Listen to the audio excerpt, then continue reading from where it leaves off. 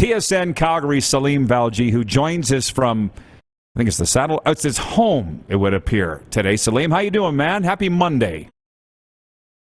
Yeah, happy Monday, Rod. The team was off today, so a rare day Monday at home for anyone that covers the team. And yeah, I'm glad to be on with you.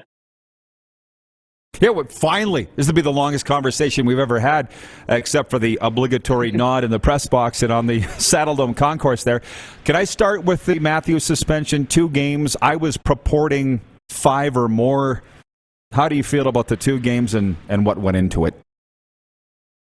Yeah, exactly. It's one of those rare games I got to watch with my family, so it was a bit of a different lens. I think it was justified. I kind of figured it would be a couple of. If I'm correct, I don't think Matthews has been suspended before, has he, Rod? I think is he a first-time offender? He might have been fined. I don't think he's ever been suspended. But he's anyway, a first-time offender, which clearly went into this. Sorry.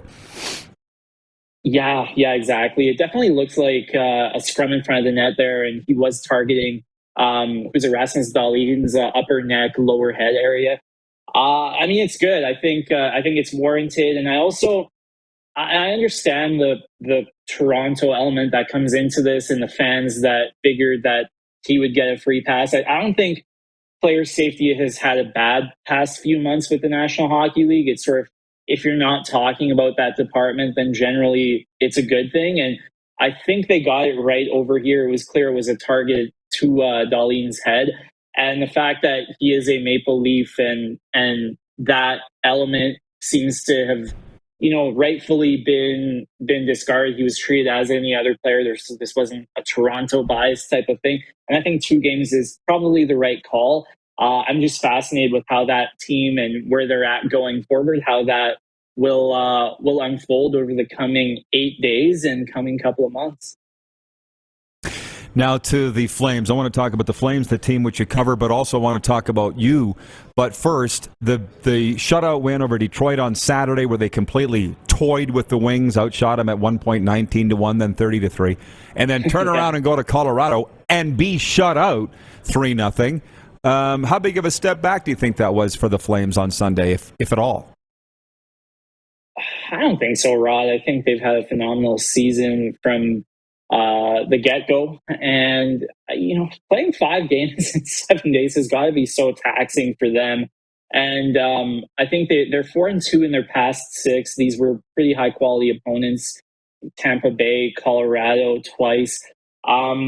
I think they're in a really good spot. I don't look at the Colorado game as anything more than fatigue, and the schedule stress is catching up to them. And if you remember that game last night, they did make a really good push in the third period there. So I think overall they're in a really, really enviable spot. Vegas looks like they're struggling a bit here, and Calgary's in the driver's seat with first place in the division. I think they have a lot to be happy about, winning 4 of the past 6 in such a condensed schedule, including a real statement win on Thursday over the defending champions, where Calgary did toy with the Lightning at various points during that game, and they frustrated them, it seemed.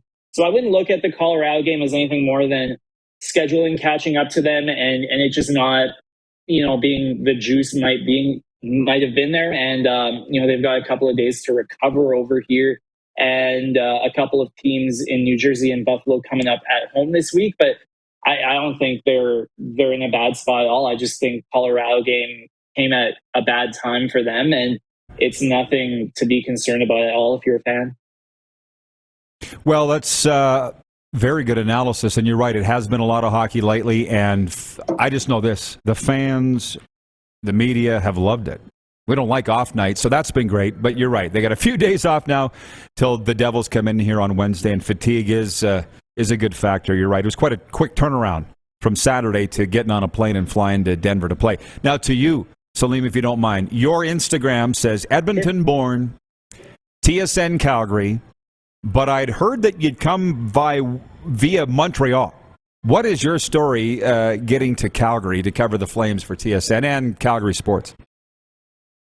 Yeah, definitely a different route. I think a lot of the times people in this industry start in small towns and sort of grow. In my case, It was a provincial government exchange in 2013. I was born in Edmonton, and I was studying at that time to become a high school social studies teacher, which sounds pretty bizarre in hindsight to say 10 years later. But there was an interprovincial exchange between Alberta and Quebec at that time in 2013, where 40 Quebec students would come to Alberta to learn English and work in jobs relating to their field, and 40 Alberta students would go to Quebec to learn French.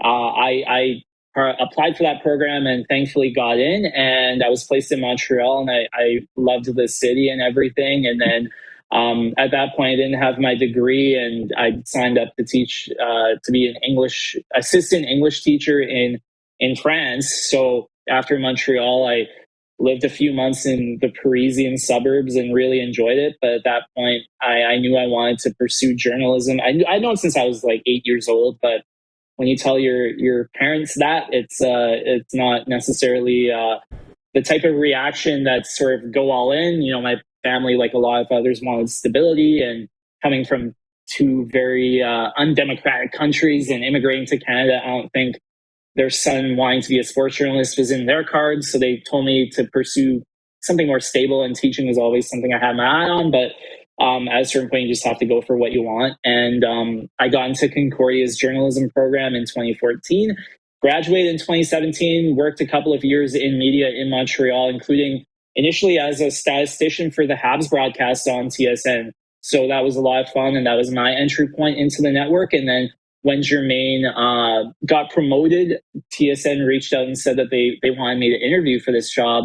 That was in July 2020, and then it took a few months for that process to go along, and now it's been close to a year and a half now. It's flown by in Calgary. It's been a lot of fun. TV is really, really different to newspapers that I'm used to. You have all sorts of things you have to consider when writing a script, and being really concise with the 2-minute television hit, as opposed to, say, 900 words on a newspaper. But it's been a lot of fun. It's been a great time, and I really enjoy the media contingent in Calgary as well. It's certainly quite different than Montreal. It's been a blast so far. Well, they are very kind. My word, including yourself, by the way, I would put yourself in that Calgary media contingent, and I appreciate you being so nice every time I bump into you in the press box. And wouldn't it be something if this team went on to the Stanley Cup final? What do you think the chances are? Because this city's bumping already, and we're still a ways away from the playoffs. Rod. It is. It's exciting to see. I'm really happy that I've gotten to tell these stories and be in this situation in what looks like a once-in-a-generation season. Everything's firing on all cylinders. The team doesn't really have any areas that you see as weak areas. Their defense has been really good. Their forwards can score. There is a buzz around the city. People want to talk more. People are excited. I do think there's a bit of hesitation, Rod,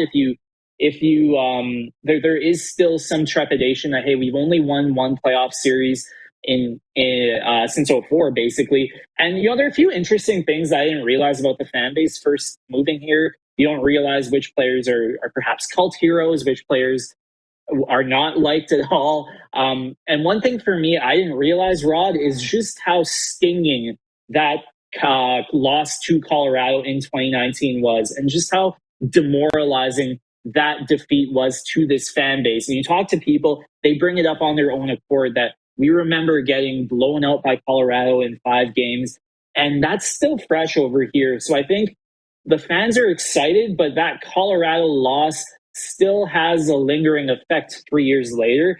But it's tough to ignore that there is something special about this team. And the way that they're playing now is very different than that 2019 group. Calgary's not focused on outscoring opponents every night. They're focused on 2-1, 1-0, 3-2 type games. They check all over the ice. They're really tough to play against. And you look at the development of players. Johnny Gaudreau is now a defensively reliable forward who is counted on by Darryl Sutter to kill games with a minute left and they're up by a goal. So there are a few factors that are really different from this team, 2022 versus the 2019 group. There is a buzz in this city, but Flames fans do have that memory of just how heartbreaking and unexpected that loss to Colorado was a couple of years ago. Well, as you pointed out, it's a different coach. It's a winning coach, and hopefully they can get past those ghosts. as you know, I've been trying to get you on the show for a while. I appreciate that you finally had a day that you're able to do it. Salim, thanks for this, and we'll see you in the Saddle Dome. Absolutely, Rod. Looking forward to chatting again. And yeah, see you in the press box. Thank you, bud. Salim Valji, TSN Calgary, join us to talk Calgary Flames. Hey, everybody. Thanks for watching the RP Show on YouTube. And don't forget, we're live daily on YouTube from noon to 2 Eastern. If you like what you see, hit subscribe. And if you like the program, check around for other segments of the Rod Pedersen Show here on YouTube.